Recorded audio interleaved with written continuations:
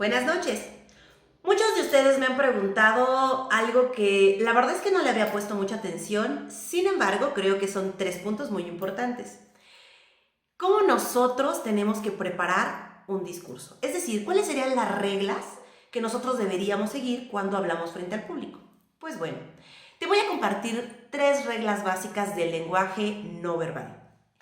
Es decir, no solo de lo que decimos. Cuando armamos el discurso, obviamente, que será una clase que espero darles o proyectárselas más adelante, lo cual también es muy interesante, el poder armar un discurso, cómo se arma desde inicio para poder tener un interés, cómo desarrollarlo para que vaya la gente teniendo mayor énfasis en él y cómo poderlo terminar y tener un cierre espectacular.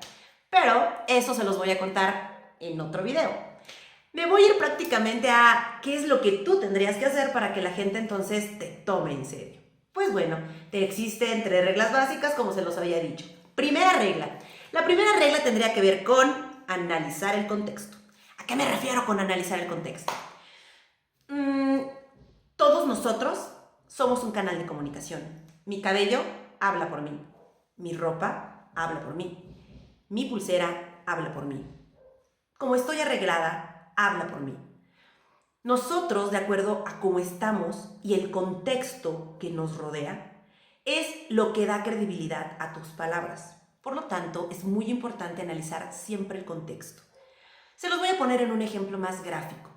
Si, por ejemplo, yo quisiera hablar sobre algún asunto médico, es decir, a lo mejor sobre el cáncer, desde un punto de vista médico, es decir, como un médico, me daría muchísima más credibilidad hablar, por ejemplo, a lo mejor vestida de médico. ¿Por qué? Porque mis palabras tendrían mayor sentido. Ojo, sí lo toco como desde el punto de vista médico. Si lo hiciera probablemente afuera de un hospital o en un consultorio médico, también me daría mayor credibilidad. Pero porque el contexto envuelve el sentimiento del discurso. Si yo quisiera hablarles, por ejemplo, del mismo tema, pero no desde el punto de vista médico, sino desde el punto de vista de una enferma, de alguien que está enfermo de cáncer, o en este caso en mi papel, tendría, o desde una persona común, la verdad es que un traje médico no me serviría de nada.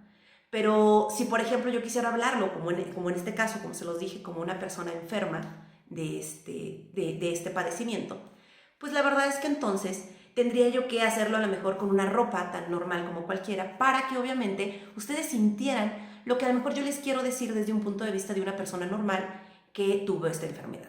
Y tendría mayor sentido. Y si lo hiciera a lo mejor dentro de mi casa, donde es una cosa más familiar, y platicarte un poco de lo que yo viví, tendría mayor sentimiento. Es decir, tendría un mayor sentido de contexto para que mis palabras tuvieran mayor fuerza. Recuerden que lo que nosotros intentamos al hacer un discurso es tener empatía. Y entonces lo que tú tienes que hacer es verificar que en este caso el contexto vaya muy en empalme con lo que tú quieres decir en tu discurso, el cual previamente obviamente tú ya realizaste. ¿Ok? Ese es el primer punto o la primera regla a verificar. Segunda regla, y la cual es muy, muy importante. Cuando te pares enfrente del público, ve los gestos de tu auditorio. Eso te va a dar mucha luz.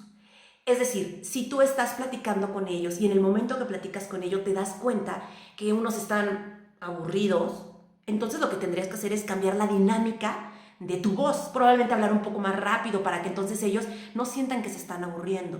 Eso es importante. Tu voz, lo cual también veremos más adelante, te da mucha manera de poder conectar con la gente, hacerla más lenta o hacerla más rápida o hacerla más alta o hacerla un poco más baja.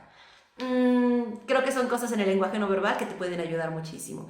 Pero como les comento, ver los gestos de la persona, de las personas que nos están viendo, les va a dar muchísima luz. Si yo veo que alguien está enojado por algo que les estoy diciendo, entonces mis palabras debo empezar a cambiarlas un poco para que las personas que tienen cara de enojada dejen de tenerla.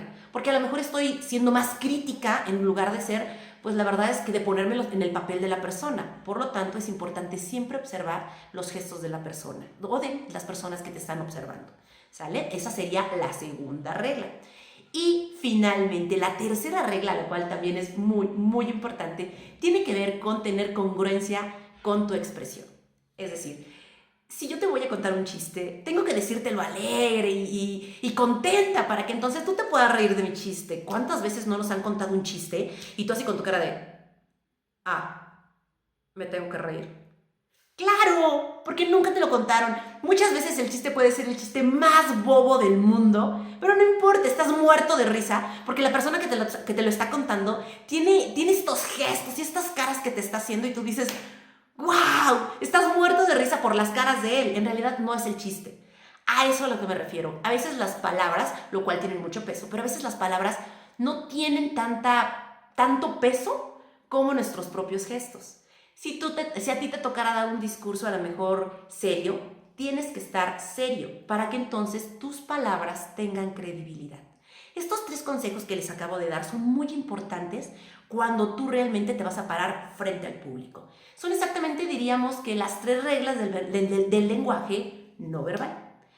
Pues bien, estos solamente fueron algunos consejos que creo les puede servir para cuando quieran ustedes pararse frente al auditorio. Que por cierto, déjenme decirles, no es nada fácil.